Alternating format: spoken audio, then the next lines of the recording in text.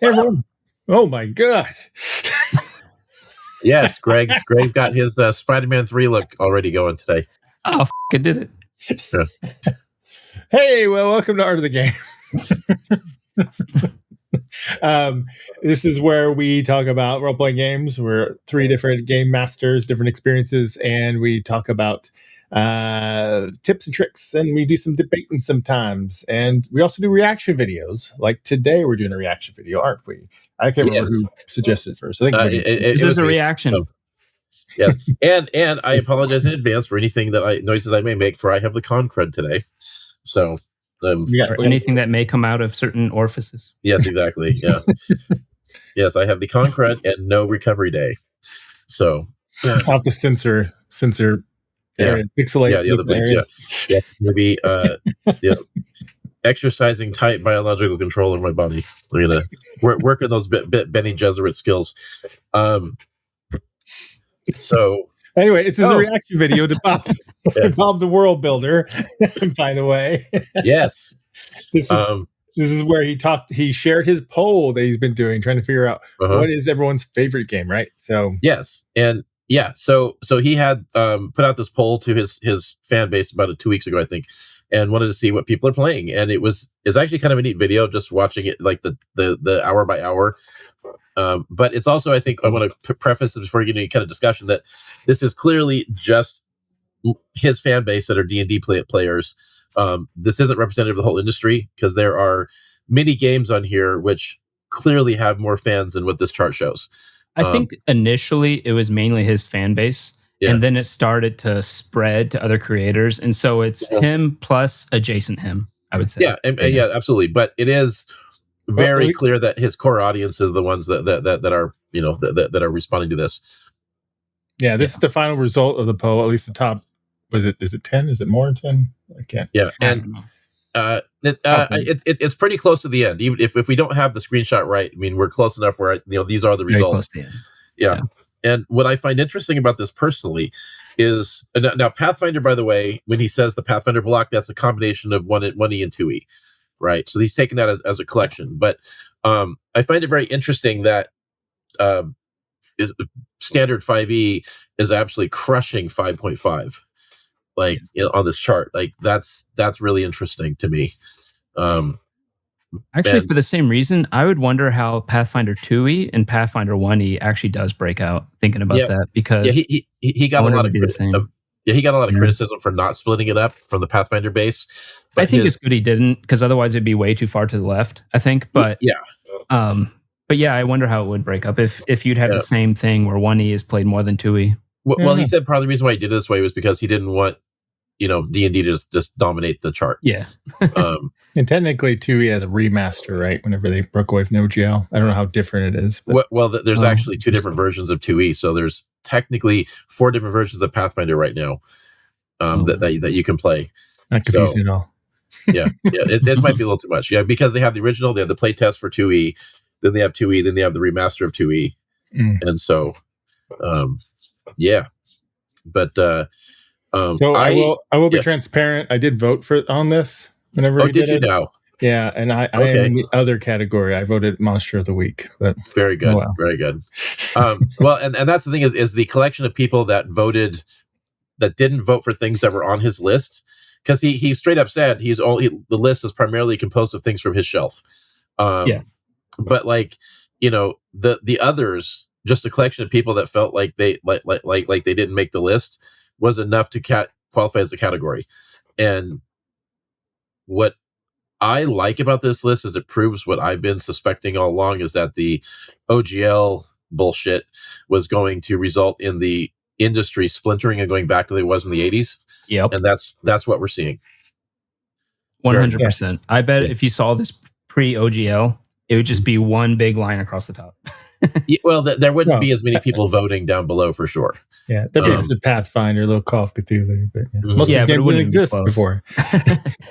Daggerheart, Shadowdark. Like during the height of Critical Role and Stranger Things, right before the scandal, man, it was 5e was so hot back then. It's crazy. Well, what I find interesting about it is right now is I'm out hawking a book, right? And if I don't make my book a 5e rule set, I can't sell it, right? Like nobody's going to want it. But then if I had done this in the 90s before, the resurgence of D&D at Wizards of the Coast, I would have had to have made my own rules, right?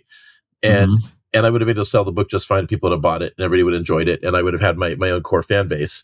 But then, they dominated it so thoroughly with the OGL that they made it so that you can't do that anymore. Yeah, they became I said it before. They became the English language, and English language is used everywhere for business. So to actually make your business use a different language is such a hurdle, and it's like why when English is already used by everyone, right? That's English is 5e in this case. I've seen you have to go I've seen so many people at shows who've invented their own game and their own game engine. I'm like, I won't see you next year. Well, it really started with 3rd edition, right? That was an OGL really started. It was 3rd edition. And that was really bad. Edition. Everybody was making everything third. Like there was a 3rd edition Deadlands, 3rd edition. The bargain bin at the game store was dominated by 3rd edition product that nobody wanted to buy. A lot of people still play 3E. I mean, it's actually on here. I just noticed it's on here. Yeah. Well, the Dingo Doodles, their home game is always played in 3rd edition. I know people are going to hate on me for this. I don't understand why you'd pay 3.5 when you can play Pathfinder 1E. I agree with you. I think Pathfinder was the better version. But what was interesting for me, and I know I've said this before, but it's like I used to think it was great until I started actually writing a book. And then once I put it together and I'm looking at it, and now I'm like, because I'm putting in a better organization than any other company does. Because I'm organizing the chapters, I'm putting it like blocking the information, I'm putting like things in a reasonable sequence so you can actually understand the damn book. And you're not hunting for this thing that's effing in this chapter. It should have been over here. And I'm fixing all that stuff. Then I'm looking at all these other books on my shelf, and I'm looking at Pathfinder. I'm like, why did I like this again? Like, the layout of the Pathfinder 1E book is so bad. It's so bad. Oh my god. I mean, second, it might be better. I don't know. And I glanced at. I got it at part of a Humble Bundle. Yeah. I glanced a little bit at it, and they have a lot of like little icons for shortcuts, to help you out. That's a good thing. And Daggerheart's quite organized well. But they were shoving so much stuff in that book. They're like, F it. We're gonna so many rules. Just get it in there. Take out all the rules. Like just Your shove character must make a breath row every minute. and the way they laid out the character classes. I mean, I'm just looking at it now, and I'm like, oh my god, how did anyone think this was cool? Anyways, but which one was this? Pathfinder 1. But Pathfinder 1. Oh my god, it was such a chaotic mess trying to find the right book for anything. Yeah. Exactly. But you're right though. I mean, like they improved on 3.5 so much. But I've never actually used the books in Pathfinder anyway. I've always gone online to. Yeah, a lot of people do. But I remember going to a store and I was buying the book. The guy's like, "Why are you buying the book? You can just get it for free." And I'm like, "Dude, if you don't buy the books, there's no game company." There's actually a really good app for making characters in Pathfinder. I forget what it's called. I have to go look for it, and it's like $3.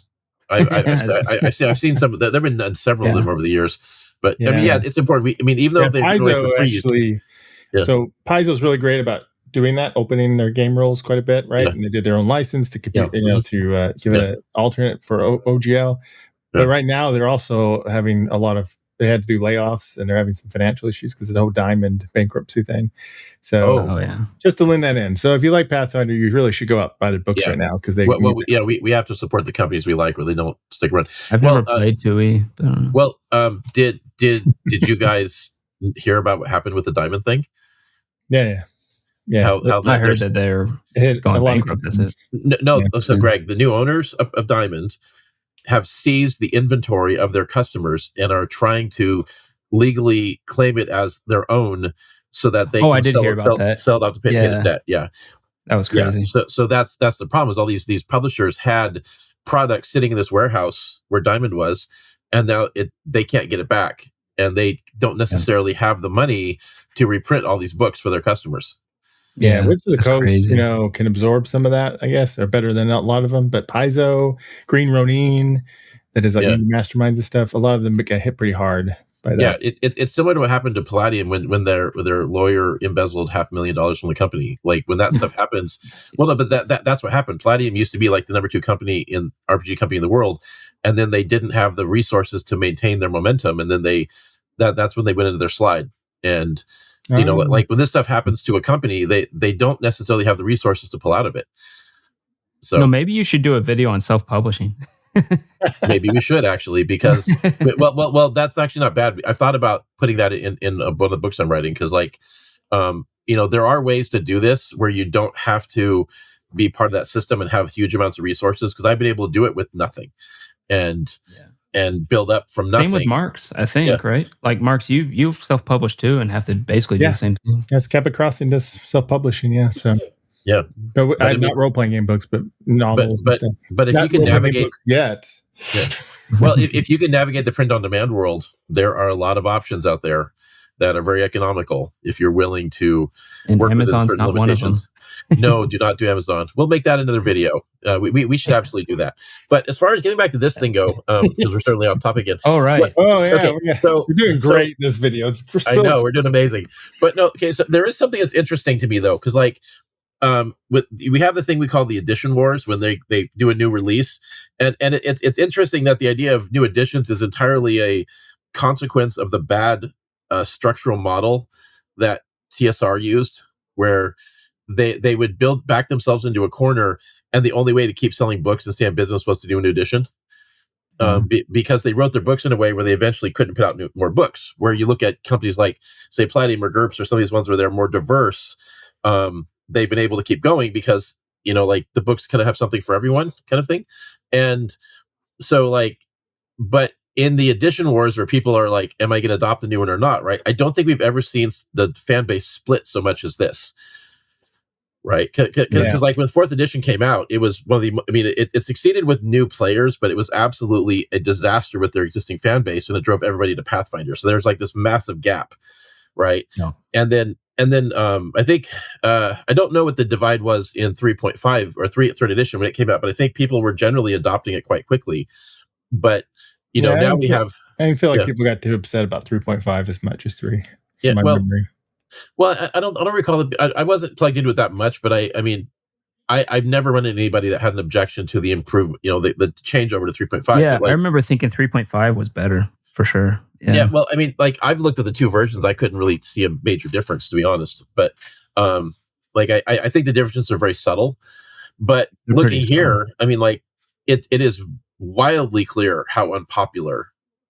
Clearly a lot of people are playing 5.5, but yet, it should be more popular than it is. Yeah, well, I think they did a poor launch. I think the 3 main books were spread out really far from each other. Yeah. And then they kept selling it as like it's compatible, but not. It was kind of confusing how they were. I don't think it's even that. I think it's apathy. I think people just realized that it used to be D&D was the brand, right? And it was like you just got to be D&D or nothing else. Yeah. And then what happened was were like that. Yeah. Yeah, the OGL just opened people's eyes, and it just opened them up to a lot of different choices, and so it created like this feeling of. Why would I go to a new edition? Why do I have to buy all the books again? Right. And it's just it's interesting because there isn't a split right amongst the base because. Oh, and by the way, real quick, I actually do think 2024 is a better system, by the way. I think they fixed a lot of issues and balanced a few things, and I'll probably never use it just because why? Yeah. You can homebrew it in 2024 and you still have all the books and everything you have set up works for it. So the thing here is I probably have more direct contact with the overall fan base than you guys do in terms of the largest quantity of people, because I talk to so many people at shows and seeing what their opinions are. And what I can tell you is that there is a group like us who were very plugged into that controversy, and we were paying attention to it, and then some of us were directly impacted by it, obviously, like myself, right? But anyone on the publishing side, it was kind of almost a life and death to a degree.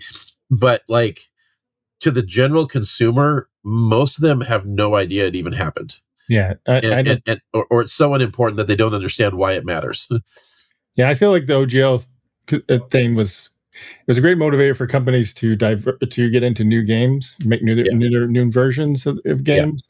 But yeah, I think your average person, I would say like 90% of players or something it was a blip on the radar. They don't understand or they don't care as much. Yeah. So.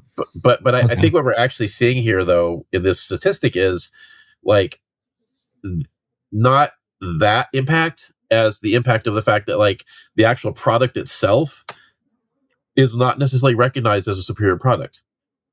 Because they didn't sell it well. Like you got to sell a reason to buy all new books. They're not cheap books. I think yes, that's the perception. But most people I know who know both systems say that 2024 seems more balanced. They fixed some issues and stuff. Yeah, except they made everything more powerful, and like that's not how you. fix a people game. Like that. I think people like that. I mean, most people like the power fantasy, not the grimdark. Yeah. You want that OSR. You know what I would really like to see here? I would love to see like combining Shadowdark and DCC and you mean old school essential type systems? Yeah, all the OSR stuff in one category and see where it lands. I'd be really curious to see. Yeah, because I don't see DCC here at all, and it's in there. It's not on this chart, but it's in there. It's probably further down. I still think that it's mainly just people don't care about the brand like they used to. And I think most people don't even know if 2024 is a better product or not. I bet if I go to the average D&D player, they'd have no idea. The DMs probably do, and that's about it. Yesterday, I was working on a coffee maker at a golf course, and I got the conversation with the chef, and she was really excited to find out that I was a game master. It was kind of funny. She's like, how long have you been doing it? Oh, she's like, 2 years, 35. It's like, haha, I beat you. But it was interesting. Like she was raving about like, how good she thought 5.5 was and all the, improvements, and she thought things were great. And then I was like, right, but did you ever think of it this way? And like, I kind of pointed out some of my opinions of why, like they were saying, like the whole thing about, they took away, racial distinctiveness because they were like, oh, well, if you have +2 to charisma, you can only ever be a bard. Or you could build your character to be well-rounded and you're the bard and you got proficiency, but you're also good at other things, right? And it's like it feels like a false equivalency with this argument because they're making the argument that sells their product, not the argument that actually fits what's realistic. And she hadn't really considered. Yeah, she hadn't really considered some of the points I was making, and you could tell in the look on her face that it's like she was like, "Oh, wait, he might be right," but it's like not everybody builds a character the same way, and there are people that like a well-rounded character, and a well-rounded character by actual practice is actually more powerful than a character that's just. But they fixed your paladin issue. They made paladins not OP for you. Gosh. Why don't you appreciate it? You know what turned me off about that goddamn book is the fact that every single character the whole book looks like it's full of AI art. It looks like everybody is smiling, even the monsters. Everybody looks like they're a gosh darn I think cosplayer. AI art would look better, but that's just my opinion. Yeah, everybody looks like they're a cosplayer, not a fantasy adventurer. I agree with that. That is so freaking annoying. Smiling. Even the beholder is smiling. They're having fun. Art has gone so downhill in recent times, and it's not because of AI. Like I'm a big believer in AI. It's not because of AI. It's just because people have lost standards like completely, and now it's just all about this happy goblin-y. I don't even know how to describe it. It's just crap. There's absolutely no grit. I'm looking at this book. I'm flipping through it, looking at things, and kind of just getting the lay of the land. And I'm like, oh, great. 3.5 had such good art. By the way, if you look at the 3.5 books, their art was so good. Who has good art too? Nimble.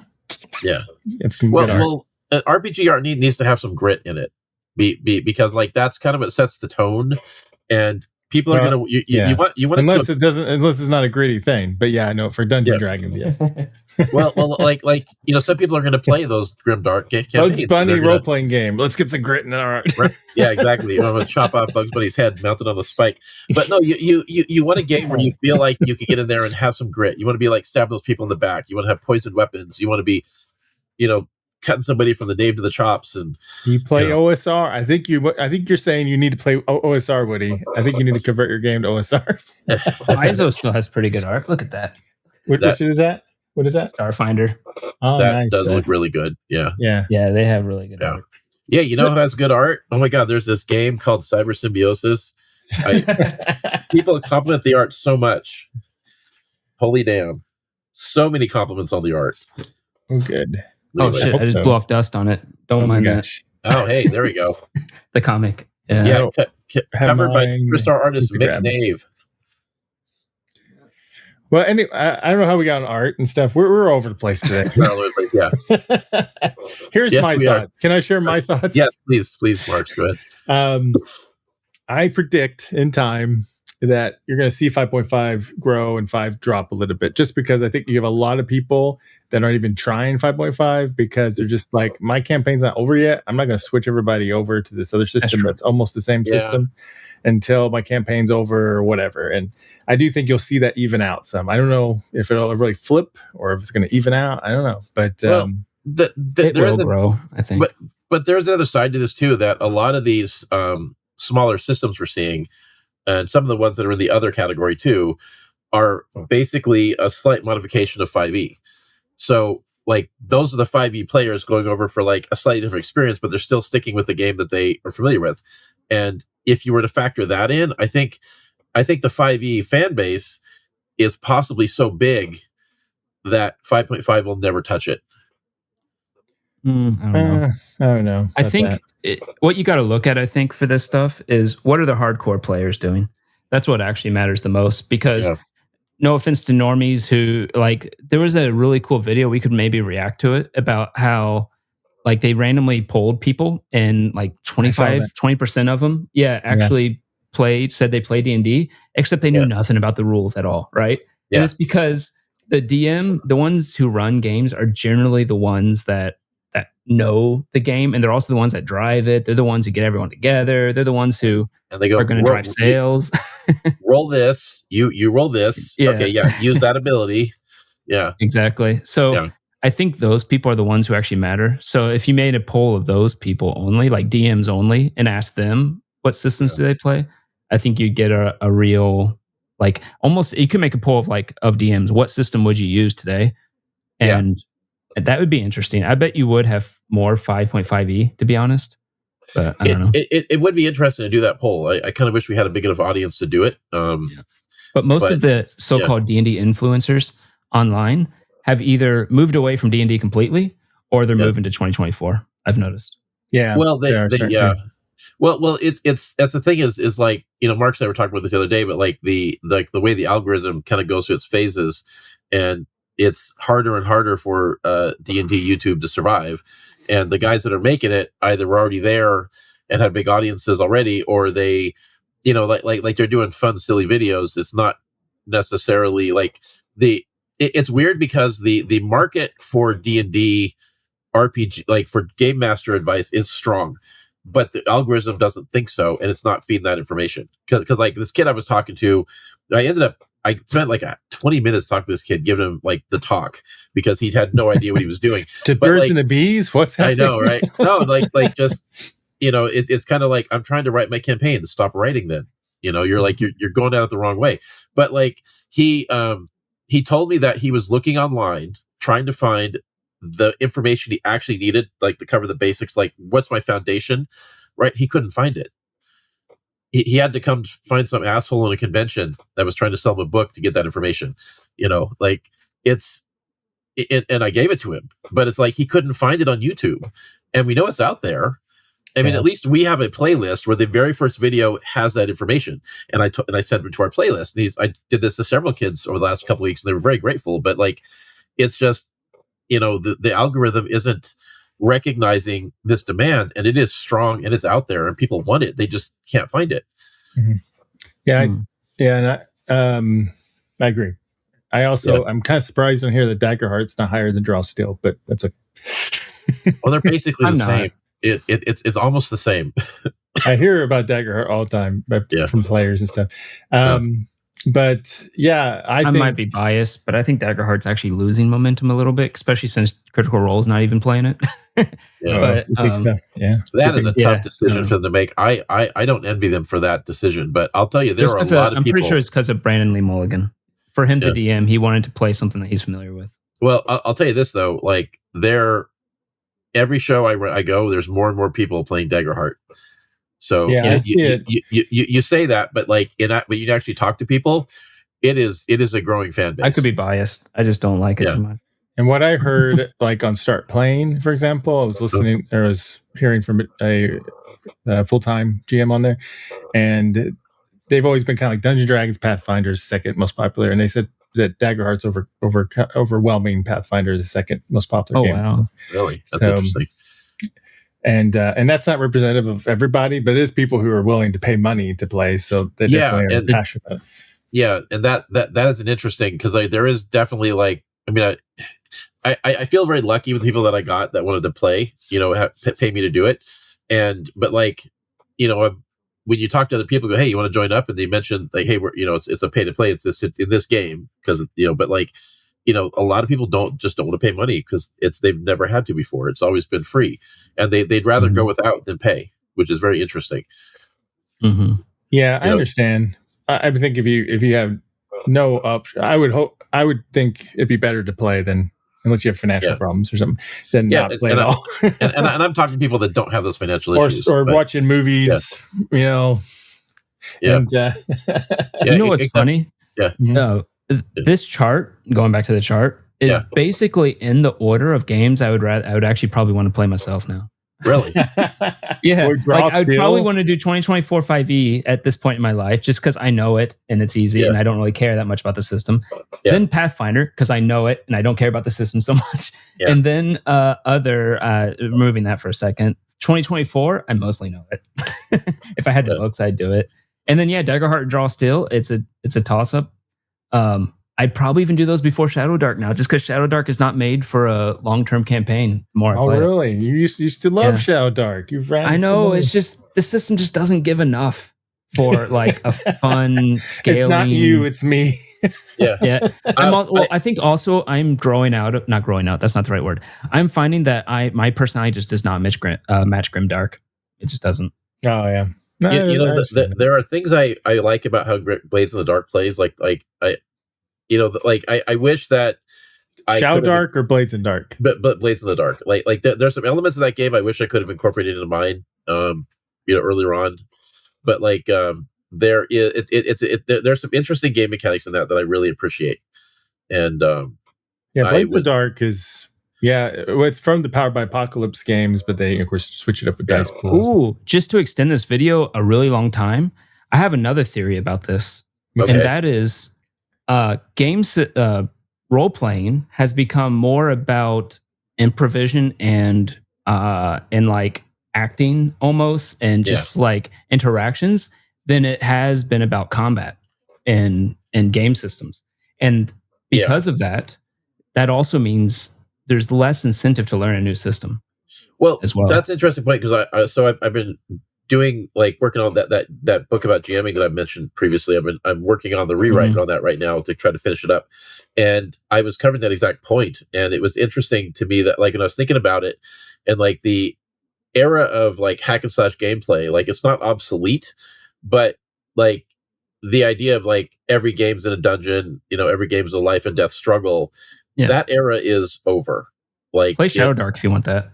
Yeah. Well, I mean, you can still have it. You can, because there's tables that's what they prefer, right? We've talked to people at shows that are ultra violent, and that's fine. But it's no longer the dominant play style. No. And I wouldn't even say that's in the majority anymore. No. And so the idea of role playing as a storytelling device, it has gone from being a hardcore obstacle course to a storytelling medium. Well, maybe that's why Daggerheart's, according to you all, is getting momentum, because that is its main thing. Yeah. It still has tactical elements, but it's also much more. I feel it's a hybrid. It's also not rules light. Daggerheart is not rules light. No. That's why I feel like it's a hybrid between a trad RPG and a traditional RPG and story-based games like Powered by Apocalypse and Blades of Dark. It's kind of in the same category as that new version of Star Wars, not new now, obviously, where you have to get Star Wars dice to play the game. Yeah. And I remember showing that I'm showing to my table, and like one of my players immediately said that game needs to get out of its own ass. Like it's just, but like I understand why they do it, because it's like, you can, because it's Star Wars. You got one of the most valuable licenses on the planet. You might as well, like, if you want to sell dice, that's how you do it. And they do the same thing. You don't need special dice for Daggerheart, though. Well, you kind of do, because they're doing a different dice combo, right? I mean, you don't need 2d12s, two different exactly. colors. You don't need 2 special dice, but you also can't just like run with a standard dice set either. And I've had people walk up. Yeah, an abacus, right? Yeah, I've had people walk up to me and go, "Hey, do you sell single D12s?" No, I don't. And so it's like, and I know why, because they want to play, that game. But it's like, we just, they're innovating, right? Yeah. And you told them, no, you don't sell that crap, because great axes are not as good as great swords. Well, actually, no one uses Toll of the Dead. Well, actually, what I did, is that have you guys seen the Dice and Dice, where there's a big plastic, big plastic dice, like D100s and stuff. Oh yeah, where you've got like a D20 and a small D20, right? So like advantage, disadvantage, yeah. Yeah, so I bought every version of those dice that's available, and I built dice sets. And that has been a good move. They sold well, but like I'm like, hey, I can sell you this, and you got a 2d12 in a single die, but they didn't. Oh, that's a good idea for Daggerheart. The inside could be the fear. But they and I think I ended up breaking apart the set just to sell them one, because I wanted that $5. Sure. There you go. There you go. No, I just opened the jar. How many licks does it take to get inside this thing? But it's well, I do, going back to the chart. Yeah. I am happy to see Cabot Crossing. I am happy to see a Call of Cthulhu is doing so well. I do like that rule system in that game.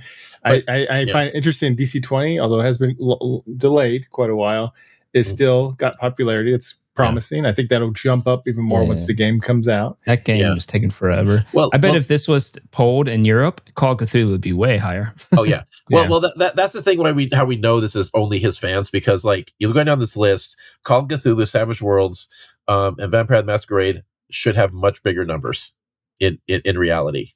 You think so? Yes, undeniably. Vampire is not quite as big as it used to be. It used to be huge. No, but like look, it is the biggest RPG in Bend, Oregon.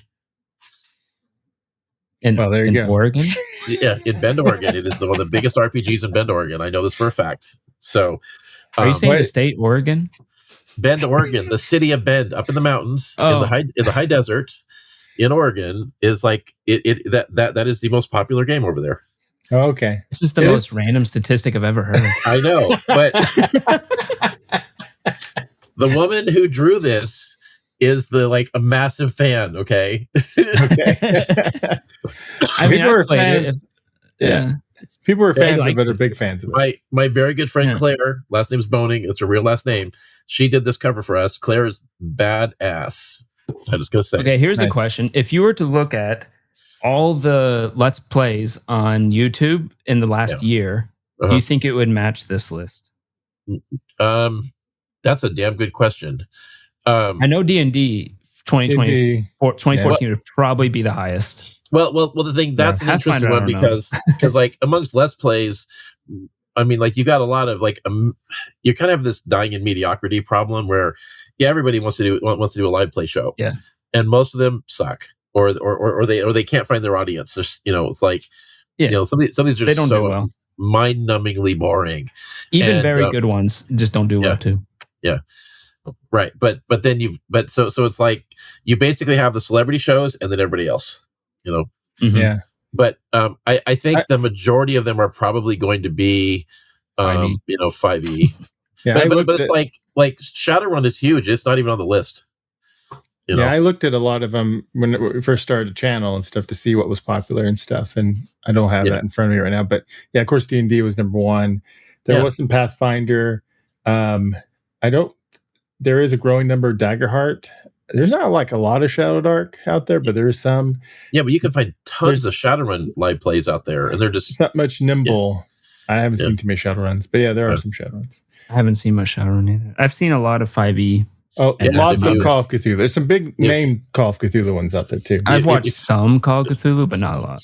If you go find Shadowrun live play, you will find a very serious gentleman who makes people roll skill checks to start the car and open the door.